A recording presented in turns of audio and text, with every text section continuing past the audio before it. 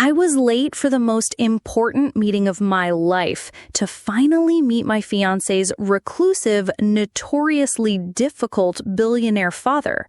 On my way, I stopped to give my only lunch and my expensive cashmere scarf to a shivering homeless man on a park bench. When I finally walked, flustered and late, into the grand dining room of the mansion, I froze. The same homeless man I had just helped was sitting at the head of the table. Before we get into it, I'd love to know, where are you watching the story from? Tell me your story in the comments. Also, make sure you are following our channel. It helps to keep bringing new, juicy stories for you. Okay, let's head back to that fateful day. The invitation, when it came, was not an invitation at all. It was a summons. It arrived via an email from a law firm, its tone as cold and impersonal as a court order. Mr. Arthur Sterling requests the presence of his son, Mr. David Sterling, and his companion, Ms. Ava Peters, for a formal dinner at his private residence. It was the meeting David had been hoping for and dreading for the entire 2 years we had been together. David's father was a ghost, a legend in the financial world. He had built a multi-billion-dollar empire from nothing, and then, a decade ago, had vanished from public life completely, retreating into the seclusion of his vast walled estate. He was, by all accounts, a brilliant, eccentric, and incredibly difficult man. He had disowned his own older son, David's brother, for marrying a woman he deemed unsuitable, and now it was my turn to be judged. The week leading up to the dinner was a masterclass in anxiety. David, usually so calm and confident, was a nervous wreck. Ava, you don't understand. This isn't a normal meet the parents. My father doesn't do normal. This is a test. Everything with him is a test.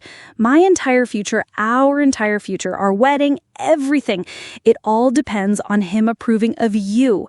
He had given me a list of rules, a conversational minefield to navigate. Don't talk about your job at the nonprofit. He thinks charity is a weakness. Don't mention your parents' humble background. Stick to safe topics: art, history, economics. Wear the navy blue dress I bought you and the cashmere scarf. He values appearances.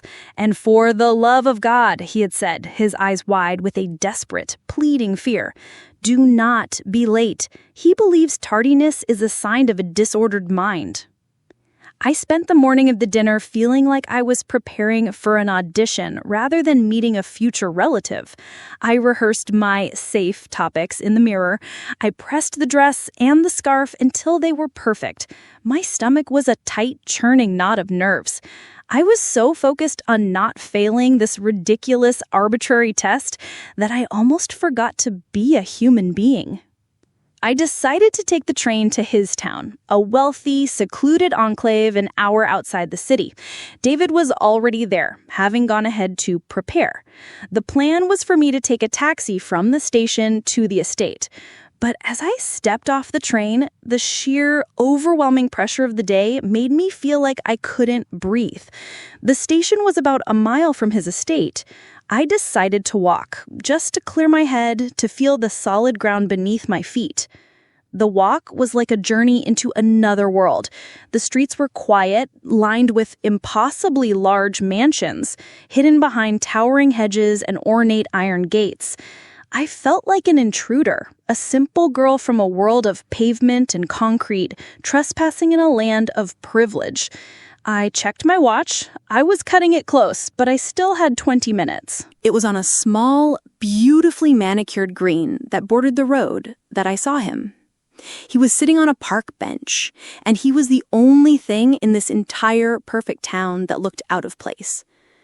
He was an elderly man, his clothes disheveled and worn, his face etched with deep, tired lines of a hard life.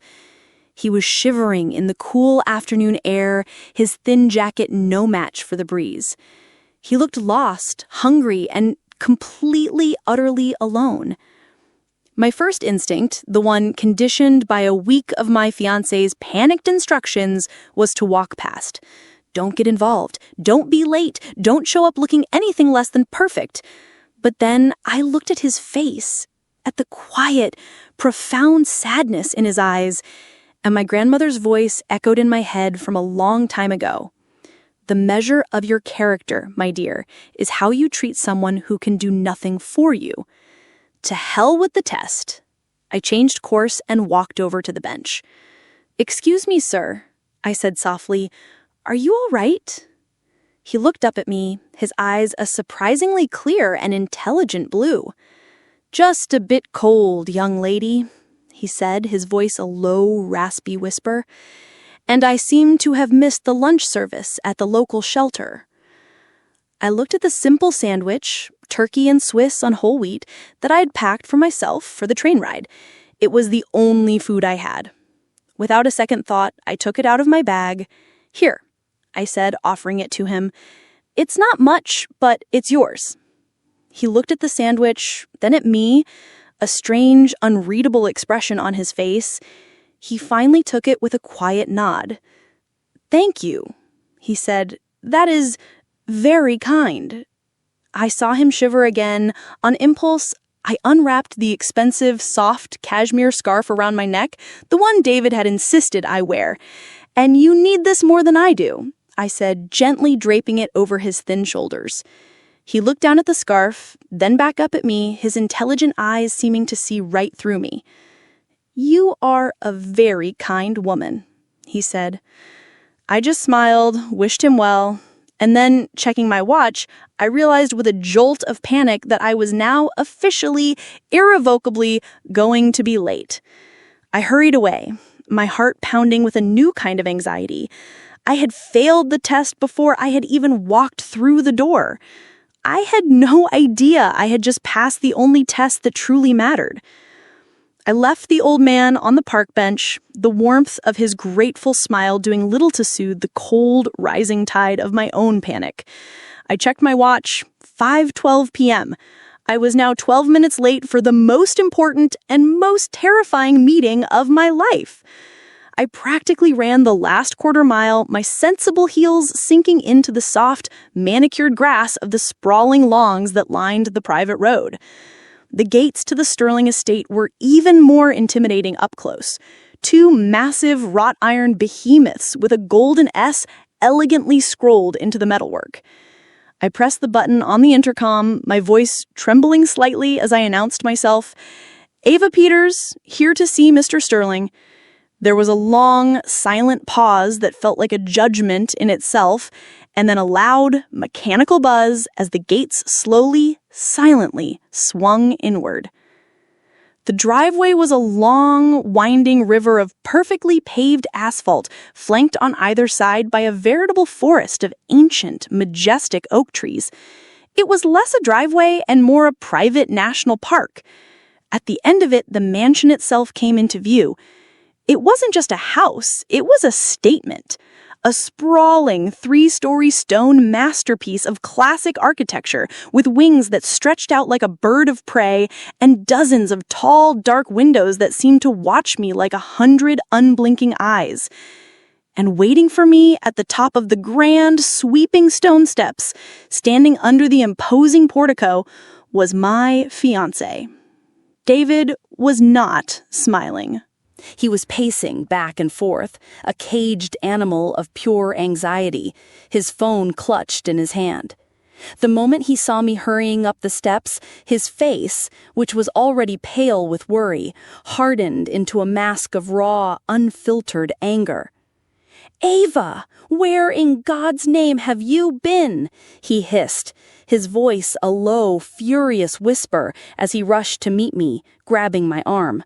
"You are 17 minutes late. 17! He hates tardiness. I told you this. I told you how important this was. This is a disaster, a complete and utter disaster." "I'm so sorry, David," I said, my voice breathless from my run. "I know, I'm so sorry. I was walking from the station, and there was this old man on a park bench. He looked so cold, and he hadn't eaten, and I had to stop." He stared at me as if I had just started speaking in a foreign language. "An old man?" he repeated, his voice full of a stunned, horrified disbelief. A homeless man? You were late to a meeting with my reclusive billionaire father?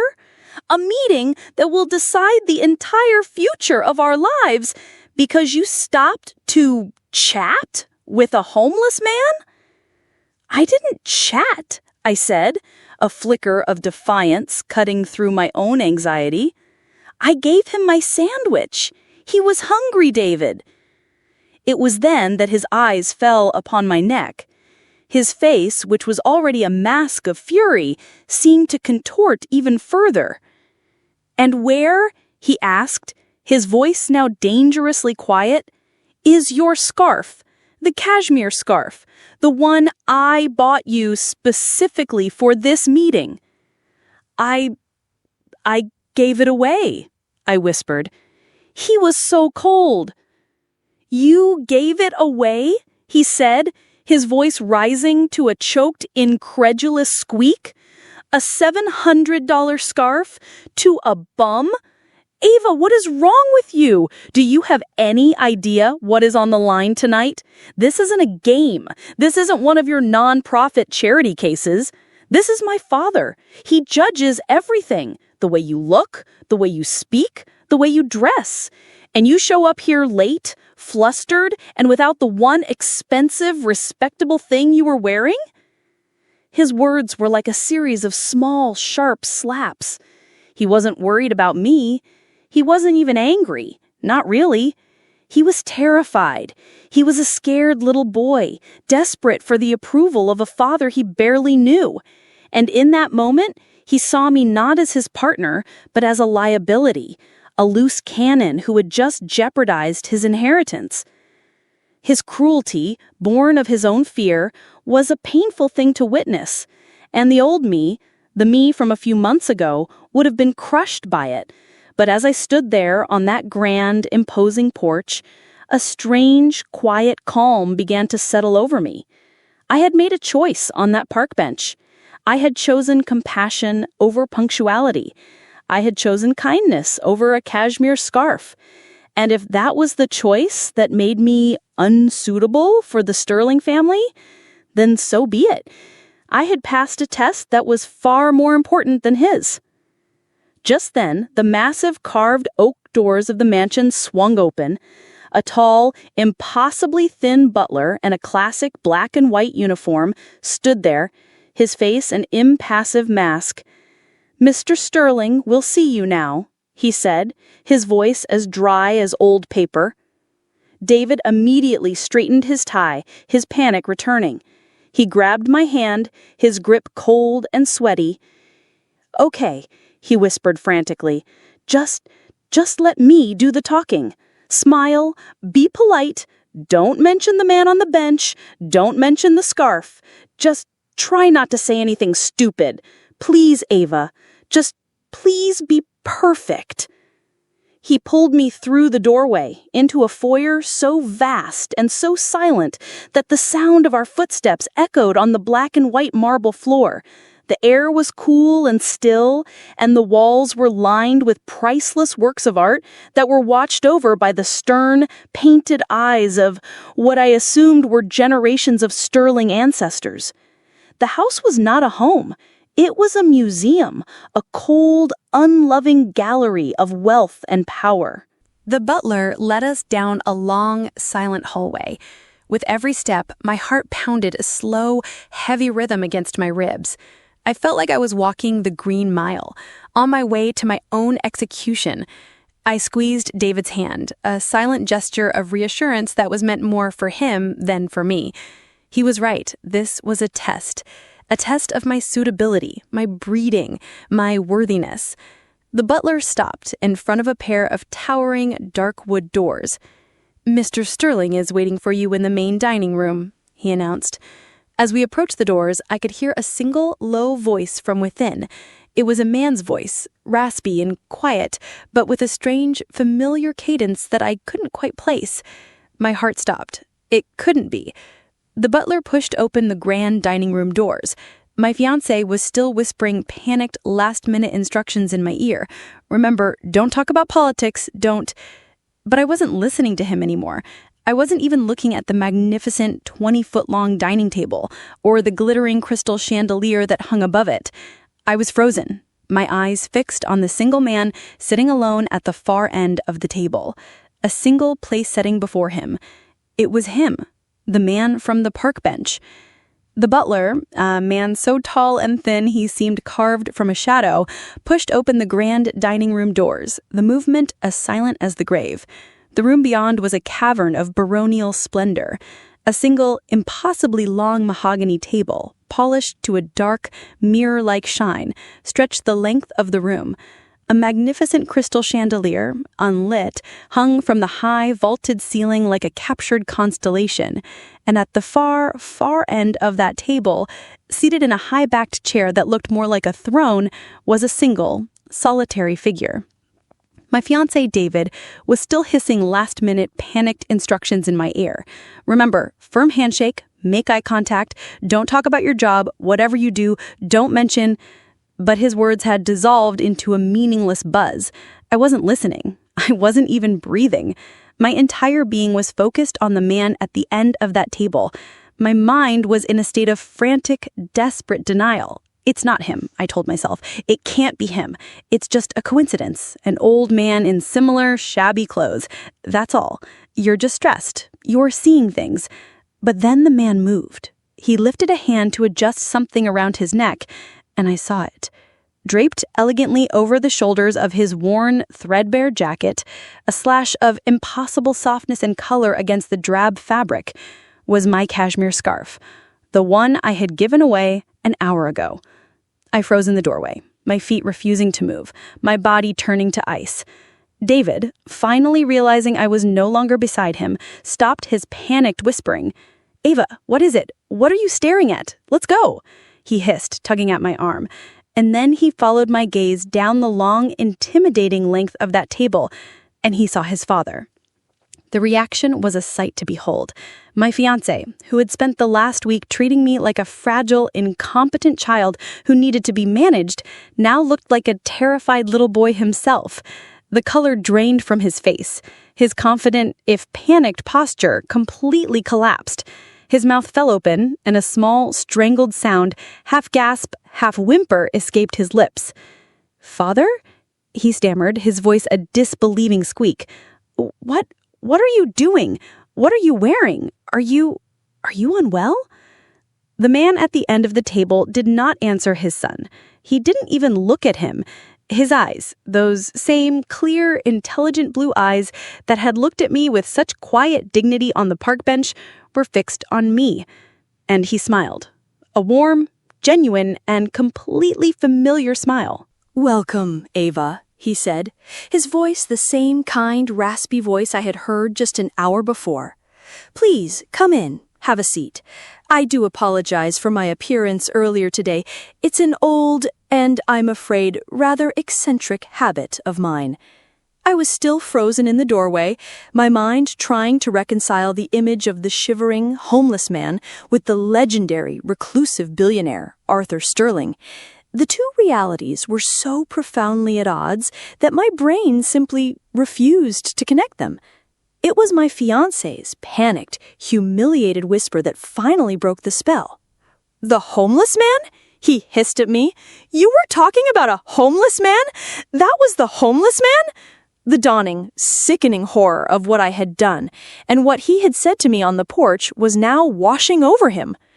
Arthur Sterling finally turned his cool, intelligent gaze upon his son. "David," he said, his voice losing all its earlier warmth, becoming as sharp and as cold as a shard of glass, "you look surprised to see me. You shouldn't be.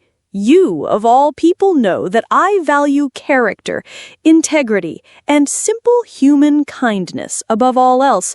It is the one true currency in this bankrupt world, and I have spent the better part of a decade testing people, trying to find a trace of it when they believe no one of consequence is watching." He gestured to the empty chairs that lined the vast table.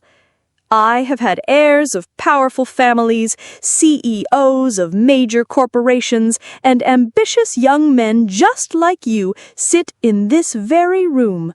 They come here dressed in their expensive suits, armed with their perfect manners and their calculated compliments, and they perform. They all perform." He sighed, a sound of deep, profound weariness. "But a performance is all it is." He then looked back at me, and the warmth flooded back into his eyes, a look of such genuine, fatherly admiration that it made my heart ache. "And then, today, this young woman appeared," he said, his voice now soft again. "This young woman, your fiancé, who you had quite rightly terrified about the importance of this meeting with the difficult, tyrannical old man of the mountain, this young woman who was already late, who knew that every second counted, who knew that her appearance and her composure were supposedly being judged." He paused, his gaze unwavering on my face.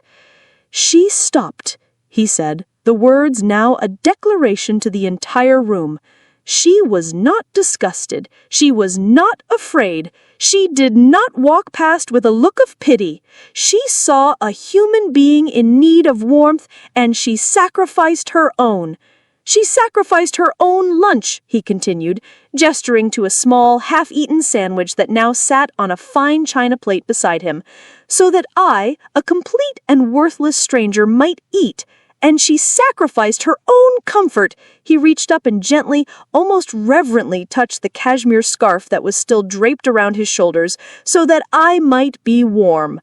She failed your pathetic, superficial test of punctuality and appearances, David, but she passed mine, the only one that has ever truly mattered. She passed it with flying, beautiful colors." He then smiled at me again, a smile so full of approval it felt like the sun coming out from behind the clouds. "Now, Ava," he said, gesturing to the chair directly to his right, the seat of honor, "let's have some dinner. It seems we have a wedding to plan and the future of an entire company to discuss." He then glanced, almost as an afterthought, at his pale, trembling, and utterly broken son. "David, you may stay and listen, or you may go. The choice, for once, is entirely yours." The silence in the grand, empty dining room was absolute. It was a silence filled with the weight of my fiancé's profound public humiliation and my own dizzying, surreal shock. David stood frozen in the doorway, his face a mask of abject horror, looking at the man he had called father, a man who was now revealed to be a complete and utter stranger to him. I, on the other hand, was looking at the man from the park bench, a man I felt I understood with a strange and sudden clarity. With a grace that belied his shabby clothes, my future father-in-law, Arthur Sterling, gestured to the chair to his right. "Ava," he said again, his voice a gentle invitation, "please." My body, which had been frozen in the doorway, finally obeyed. I walked the long, lonely expanse of the polished mahogany table, the sound of my own footsteps echoing in the cavernous room.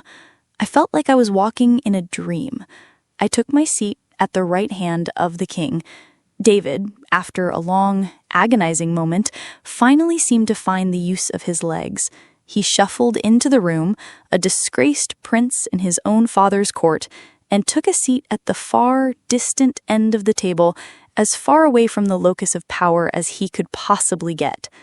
The silent butler from the foyer entered the room as if on some invisible cue, pushing a silver serving cart. He began to serve the first course of what I now knew was to be the most excruciatingly awkward dinner of my fiancé's life. The conversation, when it began, was not between father and son. It was between Arthur and me. David remained a silent, miserable ghost at the far end of the table, pushing his food around his plate. Arthur, my eccentric, terrifying, and surprisingly gentle father-in-law, completely ignored him. He was focused only on me. He did not ask about my finances, my education, or my family's social standing. He asked about me. He asked me about the book I was currently reading. He asked me about my work at the inner-city nonprofit, a job David had begged me not to mention. I told him the truth, my voice gaining confidence with every sentence.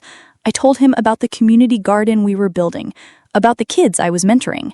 He listened with a genuine, intelligent interest, asking sharp, insightful questions. He asked me about my childhood, and I told him about my parents, a teacher and a nurse, who had raised me in a small house filled with books and love, but very little money. I told him about the values they had instilled in me, the importance of kindness, the dignity of service, the responsibility we have to look after one another. He said, "They sound like good people. They raised a remarkable daughter." At one point, between the main course and dessert, he reached up and unwrapped the cashmere scarf from around his neck. He folded it neatly. He said, "I believe," his eyes twinkling, "this is yours." He handed it back to me. It was still warm. "Thank you," he said. It was a very great comfort. The dinner was a quiet, profound, and deeply personal interview. And as we talked, I realized what was happening. He wasn't just getting to know me. He was showing his son, in the most clear and devastating way possible, all the things he had failed to see in me himself. He was showing David that the qualities he had urged me to hide, my humble background, my compassionate nature, my unimpressive job, were the very qualities that his father valued most in the world. When the meal was finally over, Arthur walked us to the door. He addressed his son for the first time that evening. "You have a remarkable woman here, David," he said, his voice quiet but firm. "Do not make the mistake of underestimating her or her values ever again. Your place in my company and in my life is secure. Not because of your own merit tonight, but because of hers.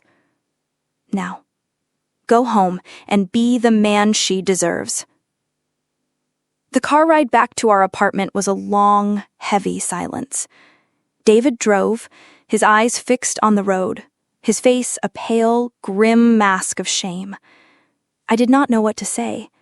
I had not won a victory over him. We had both just survived his father. When we were finally back in the safety of our own small, humble living room, he broke down. He sat on the edge of our sofa and wept, his body racked with a shame so profound it was painful to watch. He apologized, not just for his behavior on the porch that day, but for the entire 2 years of our relationship, for his cowardice, for his obsession with his father's approval. Forever, for 1 second, trying to make me into someone I was not. It was the most honest, most vulnerable I had ever seen him. And I knew, in that moment, that our relationship was not over. It was just beginning.